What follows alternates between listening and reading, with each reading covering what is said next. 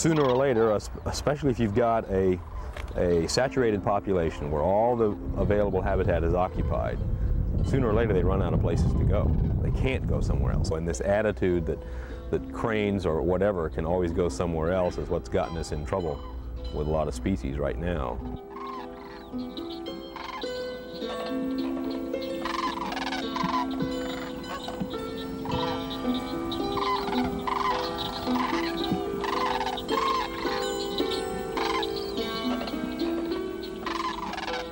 Every year, Florida plays host to about 26,000 migratory sandhill cranes.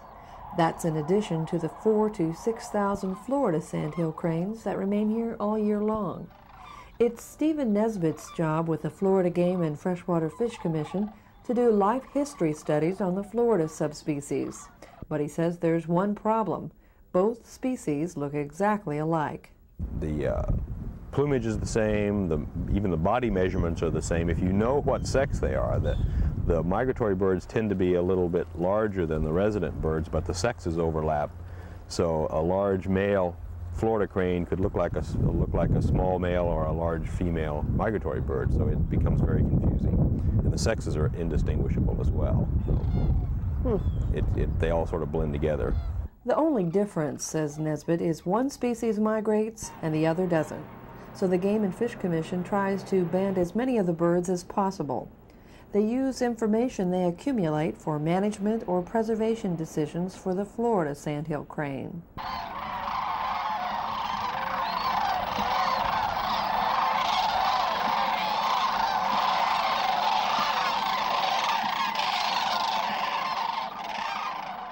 Just as geese sound the coming of certain seasons in northern states, the sandhill cranes signal the coming of fall and winter in Florida. They start arriving in November, early November, late October, and continue to arrive until sometime between Thanksgiving and Christmas. The population usually peaks, and then they're here until the very last part of February, early March, and then they migrate principally from March through early April. The majority of the birds that winter here come from the Great Lakes states, principally Michigan and Wisconsin, some from Minnesota, and some from Ontario. And they all go north from here, of course, and they go through Georgia, Tennessee, Kentucky, Ohio, Indiana, across Illinois, and up into Wisconsin, or up through Ohio into Michigan. Nesbitt says the migratory sandhill cranes breed and nest in the Great Lakes region of the country and primarily come to Florida during the winter to escape cold weather and to feed. And they have a lot of variety in their diet. They eat grains and vegetable matter, tubers and roots and things like that. So they're down here because up north it's frozen. And plus the other thing is that I think they are physiologically not able to adapt to cold weather. They have real problems physiologically when they get temperature extremes.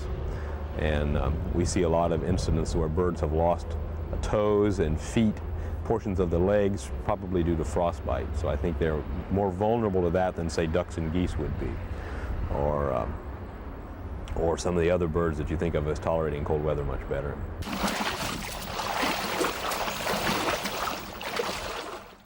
Nancy Dwyer is a graduate student in the Department of Wildlife and Range Sciences at the University of Florida.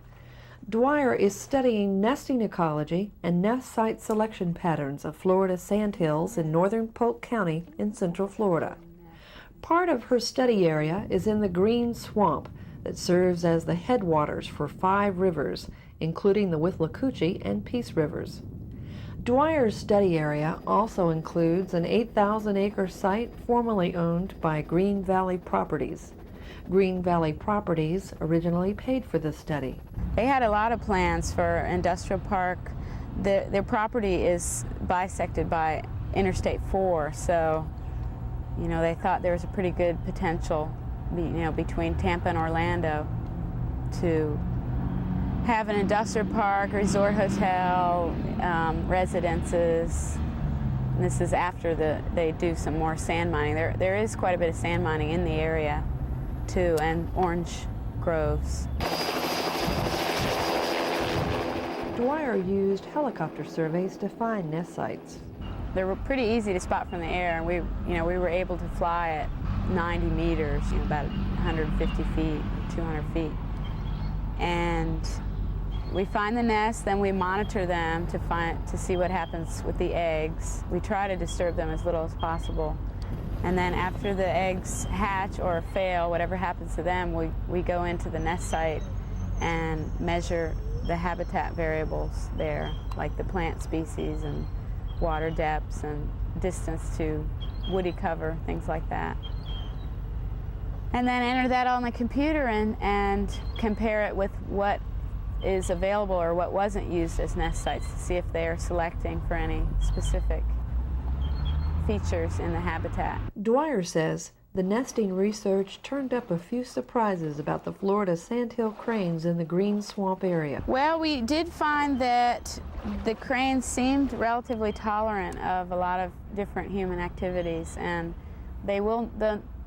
we did find nests fairly close to the sand mines that were there, and also the interstate and residences. People are probably familiar with the cranes being, in their backyard sometimes, but even though they're known for needing a lot of seclusion during their nesting period, they seem pretty adaptable, especially the Florida subspecies.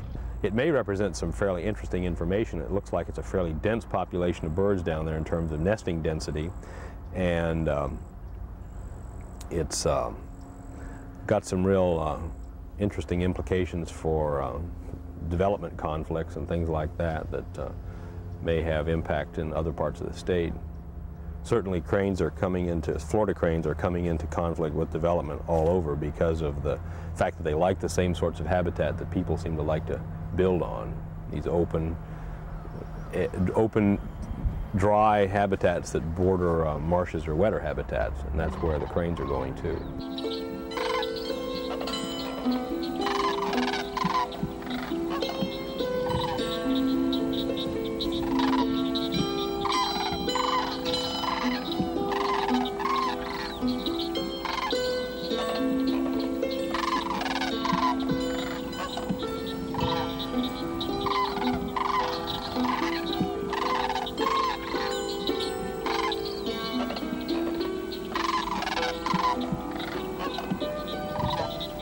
I'm Donna Green-Townsend reporting for Florida File.